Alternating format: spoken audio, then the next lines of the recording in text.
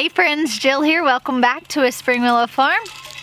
Unlike my usual videos, I'm actually out in the greenhouse this afternoon. I have spent most of the day cleaning out my beds, preparing them for us to put on a top layer of compost and amend them, and then plant. I am so excited. I have asked myself so many times the last week when the weather's just been amazing. I mean, it even got to 80 degrees the other day. To plant or not to plant? That is the question. Now, I did convince myself that I was going to hold off because one, we are not even close to our last frost date yet. It's about the middle of April. But I know that sometimes we get messed up with these crazy weather. We're like, oh, it's fine, like it's fine. And what I would have planted would have been like my beans on my trellises. And I'm really glad that I decided not to do that, because in the next few days, we actually have 2 nights where it is supposed to be 30 degrees. So that is in fact freezing. And things like beans, they really thrive and they germinate like really quickly in like 80-degree weather. That's kind of ideal. And like 30 is not ideal. So I decided to hold off, which I think was probably, gonna work in my favor. So far, I'm not gonna plant anything like that. I probably will go through after those 2 days are up. I'm worried about the lows. I will probably plant like radishes. I've got some beets started and stuff like that. That's totally fine. That can actually withstand cold temperatures. And I will be harvesting that out of the garden before I get ready to plant my spring and summer stuff in the garden. But my beans and cucumbers that I was going to plant on my trellises, I'm not doing it. I plant early every single year. It bites me in the rear. Every single year, there's a point where I come out here frantic and I'm putting blankets. Last year, y'all, I had my entire bean trellises, and they'd actually sprouted, so they were about this big. I came out here and stuck mason jars over every single one of them, and then bed sheets, and it was just like, I thought to myself, I'm like, Jill, why do you do this to yourself? This is so not smart. Like, there's a frost date for a reason. Like, just wait until your estimated lost frost date's over. I know some of you guys feel me though, and you also have the tendency to plant early because you just can't help it, and I get it. But I'm not doing it this year. I am standing firm. I'm not planting anything early, but I have spent the better half of the day just trying to clean up the garden. We've got this weed that overtakes everything, and I've kind of neglected it since the snow. I've just not been out here much. My whole shift and priority has been in the greenhouse starting seeds. You guys, that's what y'all been seeing a lot of lately. But today, I got 2 beds done. Quite a bit more to do, so that's just what I'm gonna be working on this week. But I have here a bed that I'm letting go to seed, and so I was just gonna kind of show you guys what that looks like for me.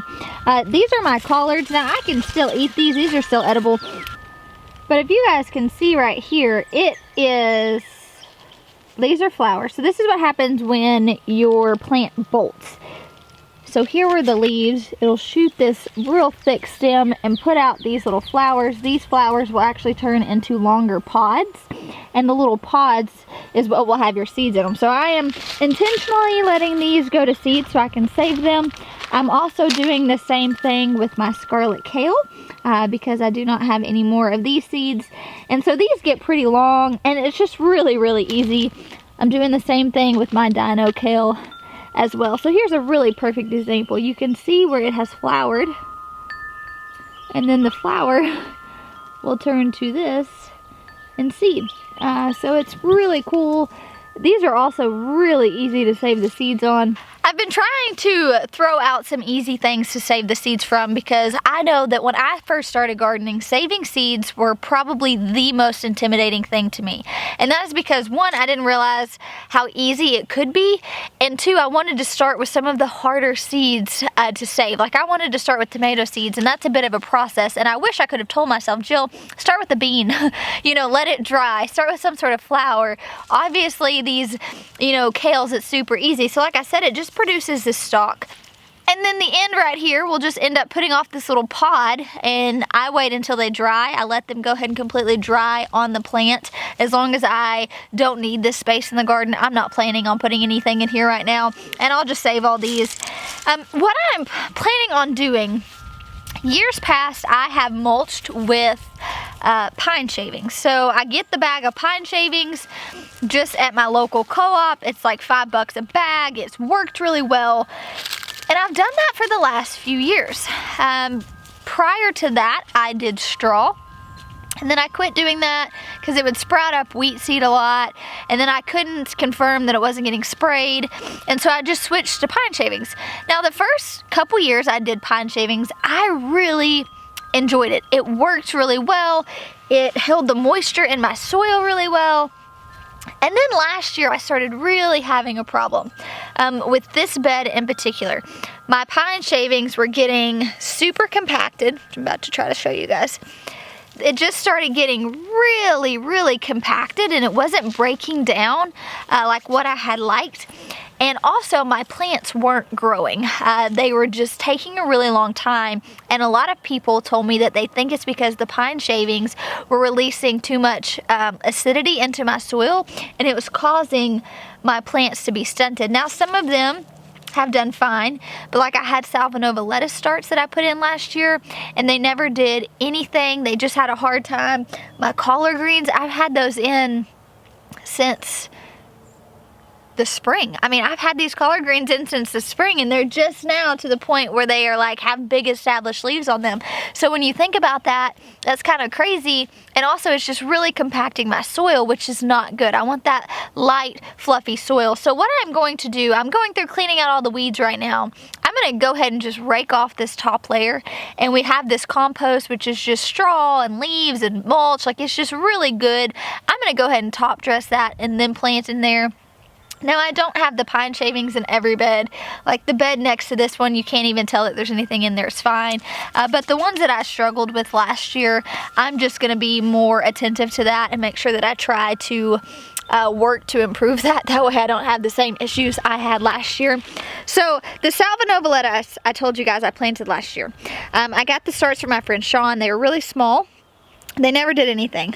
Well, I left them in the garden. I planted things around them, like my red mustard greens, my kales, my collards, and I just left them. And then, you know, the winter happened, and I neglected the garden. The snow happened. I definitely neglected the garden.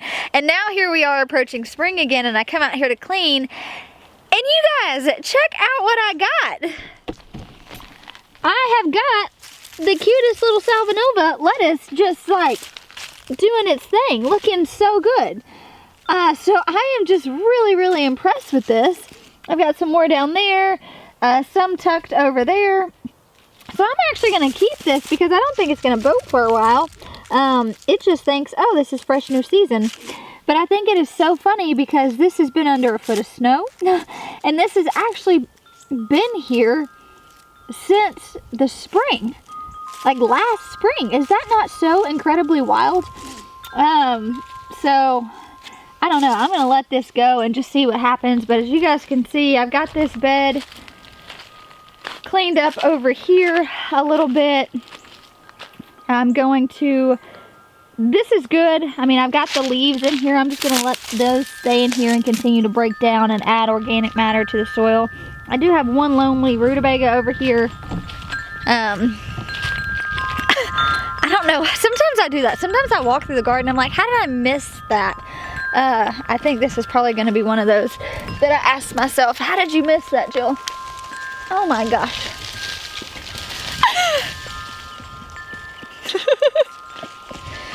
Oh, I found some lonesome turnips too. Look at that. That is a good size rutabaga. I could probably eat that for lunch tomorrow. That's so funny. Yeah, this bed, this is pretty much what all my beds have looked like. So I've got some work to do. We're having a crawfish boil this weekend with some friends, and we're all going to be hanging out in the garden, and so Mama wants her garden pretty. I want people to come and feel something and feel inspired to go buy some plants and start their own garden, so I'm putting an emphasis on making sure the garden looks good. I still have this bed to clean out. These are my cabbages. If you guys remember, I bought those discounted cabbages. This one actually made a head, so that's nice. These are all just making these small little pockets, I guess. I'm not really sure what's going on. these aren't gonna do anything before I have to rip them out. We'll just feed them to the rabbits. I've got some more scarlet kale there in the middle that I'm letting go to seed. And I actually really like these cabbages, so I may save the seeds from these as well. I got some, these are radishes I forgot to harvest. I wonder if there's even anything there.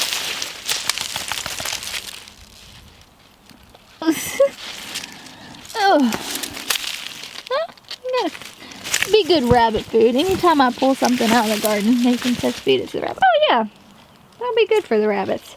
So I've got a little bit more to clean out, a few more beds. I did want to show you guys this though, because when I was cleaning out the beds over there, you know, I talked to you guys about the importance of amending your beds a lot, because you're adding all those nutrients back into the soil that have been depleted after your plants have sucked them all up to just grow.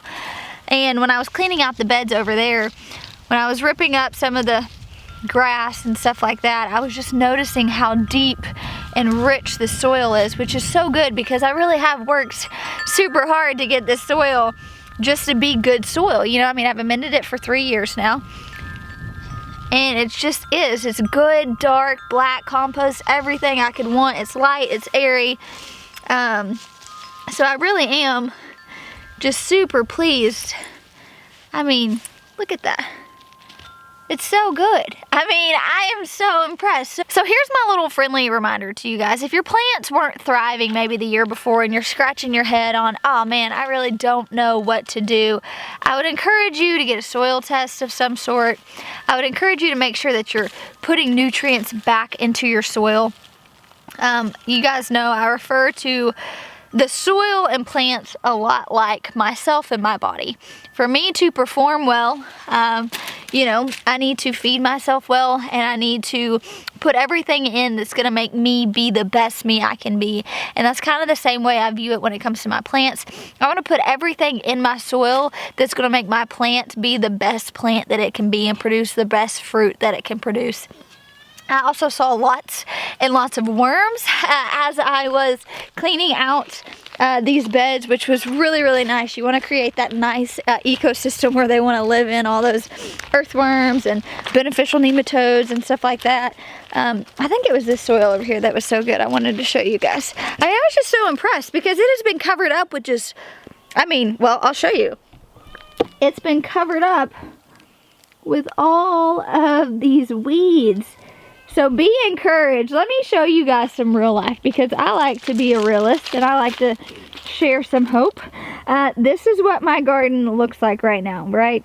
It's not really that pretty. But I show you guys the ugliness behind me because, one, it's real. If you think my garden looks good all the time, let me tell you something, it does not. This garden, even though it's small, it requires a lot of work. Gardening is hard work. It's very rewarding work, but it is hard. So you guys are gonna see this in a month or so, 2 months, 3 months, when all the tomatoes are, you know, starting to ripen and the flowers are starting to bloom. Oh, that's so hard for me. This is gonna be my flower bed. I keep forgetting that. When the flowers are perfect for cutting and, you know, to go into bouquets, you're gonna see how lovely of a space this is. But I'm gonna remember, man, this space can be transformed so quickly with a little work. And so I want to remind you guys, if maybe you have a space where you're feeling overwhelmed in, or maybe you can't envision, I want you to just close your eyes, picture what you want that space to be like, and work towards getting it to there. Because I could leave this bed like this and it's not going to be pretty. It's going to continue, the weeds are going to keep getting bigger, they're going to end up going to seed and creating new weeds, and you can see the vicious cycle that keeps going there. But I can take a little bit of time, I can weed it, I can amend it, I can plant it, and a lot of beauty and a lot of growth is going to come up from this space. And so I encourage you guys, it doesn't always have to be pretty. Give yourself grace. If it looks ugly, guess what? So does mine. But one day, in a few months, it's not. And I'm going to be like, oh yeah, that day I spent, you know, all day in the garden, or all week. It's probably going to take me all week to get this garden the way I want it. It will have been worth it. This is one of my favorite times to walk through the garden. I'm walking through. I'm trying to get my plan because, yes, I keep changing my plan. I keep finding all these beautiful beans and all these beautiful cucumbers, and then I go back and forth on, do I plant cucamelons again? Do I not? I loved growing cucamelons. We just didn't love them as much as I thought we would, and it was a lot of work, but it really was so pretty to just come through the garden and see all these cucamelons just vining up on here. It was really pretty, but I would have to literally grow them and just give them away, which I don't mind doing, but it's like, could I use this arch trellis for more production that actually makes sense and is beneficial to my family? Probably. When I was coming through today too, I saw that my strawberries are starting to flower, which is really exciting because we should have strawberries probably mid-April. You guys can see, I mean, there is just lots of strawberries blooming. So this whole half, well, it's kind of more than half. This is all strawberries. And then down here, I planted the remainder of the onions. I just had extra onions. I need to go through and weed this. There are some rogue strawberry plants. Y'all see that? These are doing pretty good though. I do have another strawberry plant down here. So that's just what this bed is. We'll keep it like that. And then my garlic is starting to pop up. I kind of showed you guys that the other day. And then I think what I'm going to do on this half is plant cut and come again lettuces for us to have. Something I do when I'm in this season where I'm really wanting to plant out my spring summer things, but I know that I'm just not clear of that frost, and I live in Arkansas, and if y'all know anything about Arkansas weather, it is cuckoo.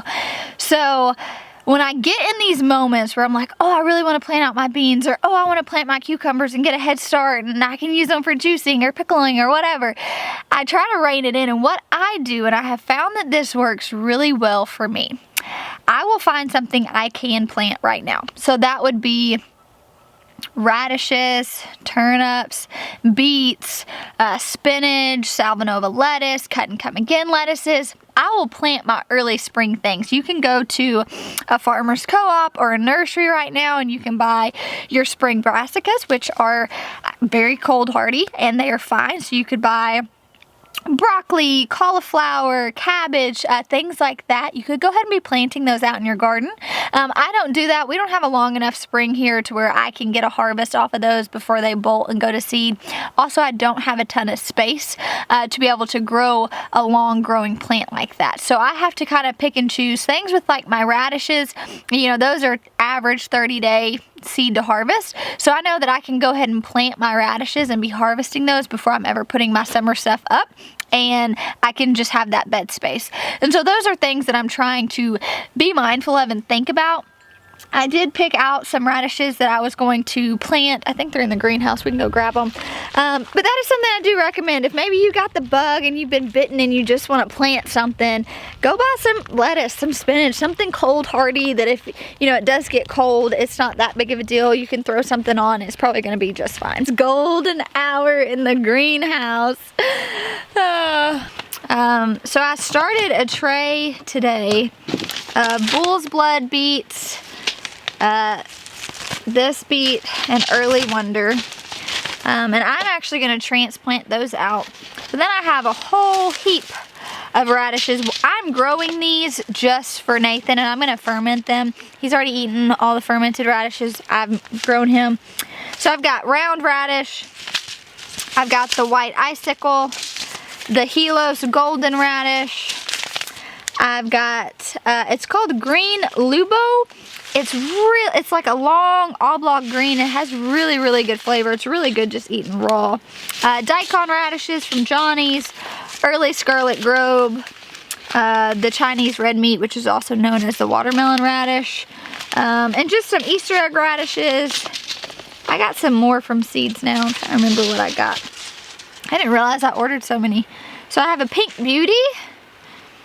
I've got a Champion, which is really similar to the early Scarlet Globe, and then a Hailstone, which is kind of this really pretty like whitish pink. I don't know if y'all can see that. So those are going to be the things that I'm going to be sowing in the ground just to kind of satisfy that itch I have.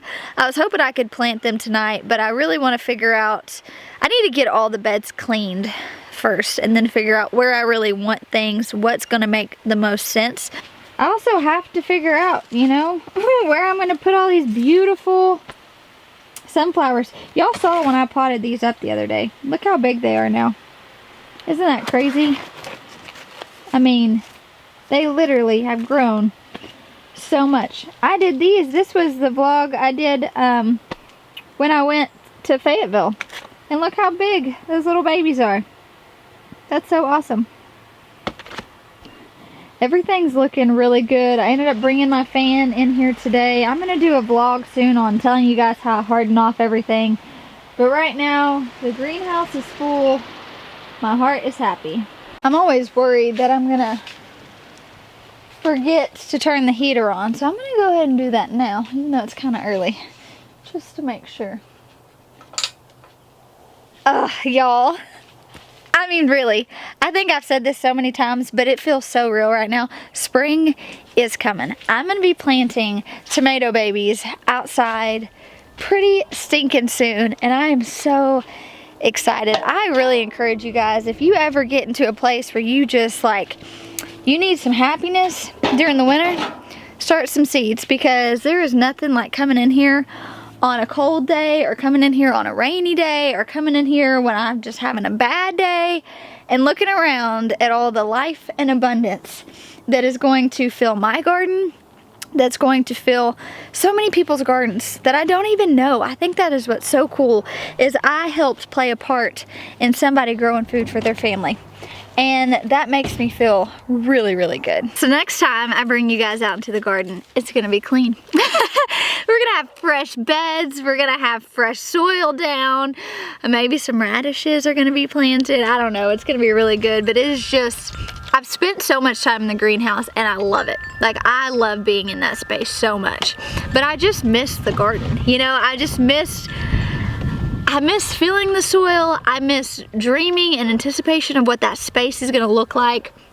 You know, when I'm in the greenhouse, I get to think about all the homes that those plants are going to, how happy that's gonna make someone else. Maybe, you know, I played a part in them taking a step in, you know, being sustainable for their family, growing food for their family for the first time. I take a lot of pride in that. It's really such a privilege. But then when I walk back here, this is my space. This is where I get to do something for my family. This is where I get to pour all my hard work, my sweat, and my tears. This is what brings me joy and brings me pride. When people come over, I'm like, hey, you want to walk through my garden? And so I've kind of neglected it lately. As you guys can see, it is not always perfect. But I'm certainly excited just to get my hands back in the soil and to make it a beautiful sanctuary. I tell you guys often that I refer to this as my sanctuary, and I do. I do 100%.